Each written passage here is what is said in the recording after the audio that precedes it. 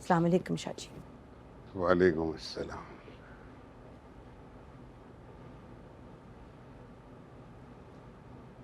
कोई खबर आई?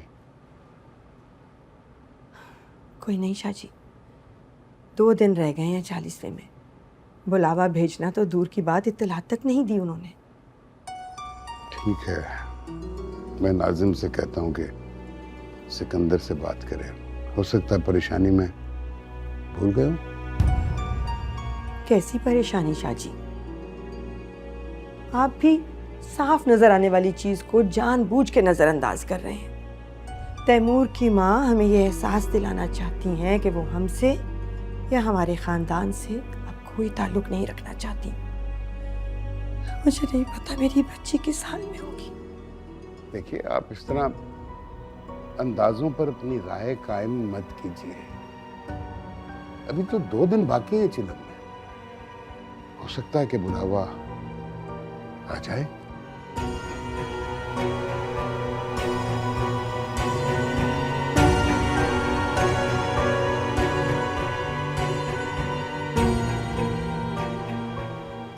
तैमूर दा 40वां आ रहा है। सारिਆਂ ਨੂੰ इतला कर दे, पर बावरपुर वालिਆਂ ਨੂੰ ਕਹਿਣ ਦੀ ਲੋੜ नहीं।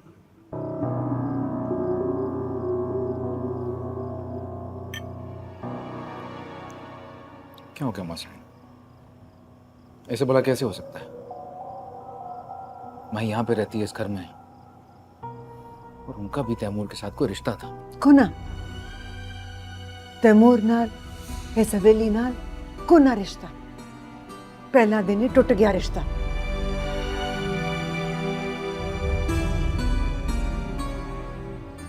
तैमूर दा गम साडा गम है पुत्र, साडा गम है, उन्हां दा नहीं है। तो फिर माही पर तैमूर की बेवा के तौर पर इस घर में इद्दत गुजारने की पाबंदी क्यों लगा रखी है आपने? वो हमारे लिए नहीं, लेकिन अपनी बेटी के वास्ते तो आ सकते हैं ना। माई को हवेली में रोकना मेरी मजबूरी सी। उसका नाम मेरे मेरे पुत्र के नाम के साथ जुड़ा हुआ है। की कैसन लोकी कि जिन्हों इन्हें मां न लेके आए, वो इद्दत भी नहीं पूरी कर सकी सवेली च। जो भी कीता अपने पुत्र इस हवेली की इज्जत नहीं कीता, हवेली दे रस्म रिवाज नहीं कीता। पर हुन इद्दत पूरी हो जासी ते खुदा इस हवेली च आखिरी दिन उसी। मैं भी इन रस्म रिवाज और रिवायाती की बात कर रहा हूं। अगर माई के घर वालों को नहीं बुलाया हमने तो दुनिया क्या कहेगी? तभी तो बातें बनाएगी ना। तो बस बेहतर यही होगा कि हम रस्म रिवाज सही तरह निभाएं।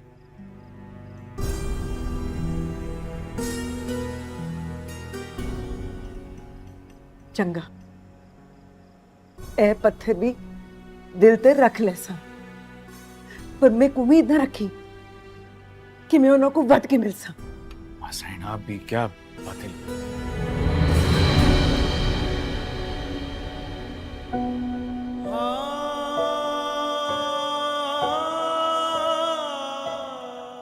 भाई, तुम वहां पे खड़ी क्या कर रही हो?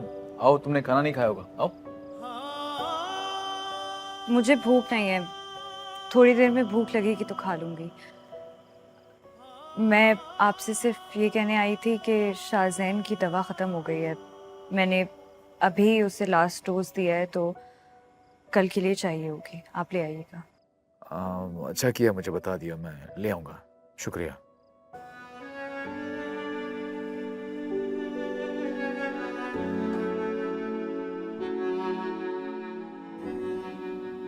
रशीदा, जी सही।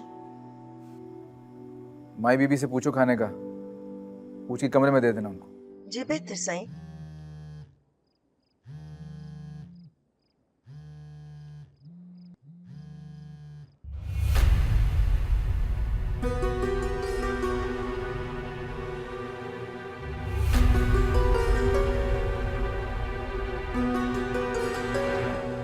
अगर सिकंदर साईं को तुम्हारी इतनी चाह है तो वो तुम्हें अपने साथ क्यों नहीं ले जाते?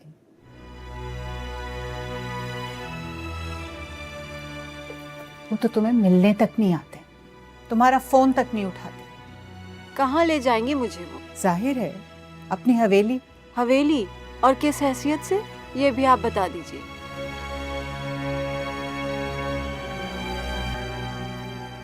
मर्द अगर अपनी जबान का पक्का हो तो उसे औरत को हैसियत देने में भला कितना वक्त लगता है।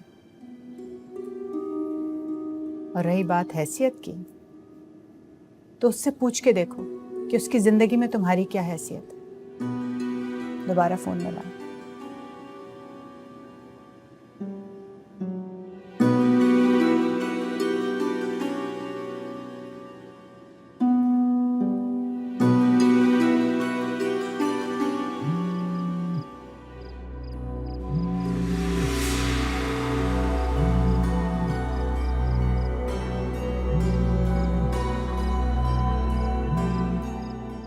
हेलो। शुक्र है आपकी आवाज तो सुनी। कैसे हैं आप साईं? हाँ, मैं ठीक हूँ।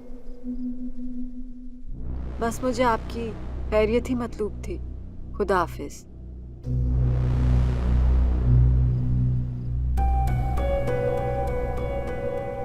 ये क्या बेवकूफ़ी थी? तुमने तो मिलने तक के लिए नहीं बुलाया। कहाँ आ सकते हैं वो? तुम जिद तो करती। बाजार में बैठी औरत की क्या हैसियत होती है ऐसे इज्जतदार घरानों में, मुझसे बेहतर आप जानती हैं। बाजार से अपना वास्ता तो तुम कब का खत्म कर चुकी, और ये बात तो सिकंदर साईं को भी बहुत अच्छी तरह से पता है। तो फिर हाथ कंगन को आरसी क्या, ये भरम भी आजमा लो। ये आपको आज क्या हो गया है? क्यों ऐसी उखड़ी उखड़ी बातें कर रही हैं मुझसे? आप अच्छी तरह जानती हैं कि मैं साईं सिकंदर को किसी इम्तिहान में नहीं डाल सकती। वो मेरे लिए सोचते हैं, मेरे लिए इतना ही काफी है। उन्होंने मेरी खातिर मुझे आम तमाशबीनों की दस्तरस से दूर करके महाना मुकर्रर कर दिया, जो महीने की आमदनी से कई ज्यादा है। बात मेरे मुंह से निकलने से पहले वो पूरी हो जाती है। और क्या चाहिए मुझे? यही तो तुम्हारी गलती है। ये काम तो कोई भी अमीरजादा कर सकता है तुम्हारे लिए। साईं सिकंदर का दावा इससे कहीं ज्यादा का है, सिर्फ कदरदानी का नहीं।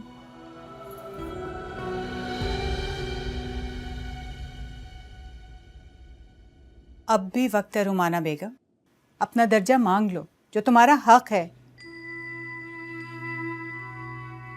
औरत की जवानी ढलते देर नहीं लगती है, और बाजार में बैठी औरत की उम्र तो दुगनी ढलती है हर गुजरते दिन के साथ। काश कि मैं इतनी खुशकिस्मत होती चंदा जी, लेकिन मैं अपनी कमजोरी के बदले उनसे भीख नहीं मांगूंगी। ये तो सौदा हो गया।